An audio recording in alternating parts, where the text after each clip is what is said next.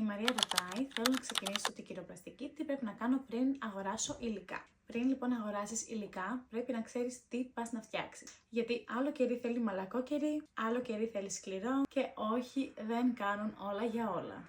Άλλο φυτίλι δουλεύει σε σόγια, άλλο σε παραφίνι, άλλο σε ελαιοκράμβι και άλλο σε μείγματα. Και αν δεν το ξέρεις αυτό από πριν, θα αγοράσεις πράγματα, υλικά, τα οποία δεν θα δουλέψουν. Και θα νομίζεις ότι φταίς εσύ. Μην αγοράζεις λοιπόν γενικά υλικά. Δεν υπάρχει ένα καλό φυτίλι, ένα καλό κερί. Υπάρχει το σωστό για αυτό που θες να φτιάξεις. Αυτός είναι και ο λόγος που πολλοί λένε: α, έφτιαξα ένα κερί, αλλά δεν καίγεται σωστά. Πριν λοιπόν αγοράσεις υλικά, ρώτα τον εαυτό σου. Θα είναι σε δοχείο, θα είναι σε καλούπι, θέλω δυνατό ή απαλό άρωμα. Μοιάζει περισσότερο η εμφάνιση ή το πώς θα καεί αυτό το κερί. Γιατί αυτές οι απαντήσεις αλλάζουν όλη τη λίστα αγορών. Και κάτι που κανείς δεν σκέφτεται, πριν αγοράσεις υλικά, πρέπει να ξέρεις ότι θα κάνεις δοκιμές. Όχι φτιάχνω ένα και πουλάω, δοκιμές σε φυτίλι, δοκιμές σε κερί, δοκιμές σε δοχείο, σε άρωμα και ούτω καθεξής. Και εδώ είναι που οι περισσότεροι μπερδεύονται. Όχι επειδή δεν έχουν το budget, αλλά επειδή δεν έχουν σειρά. Γι' αυτό και στο σεμινάριο δεν ξεκινάμε από το πάρε αυτό, πάμε από το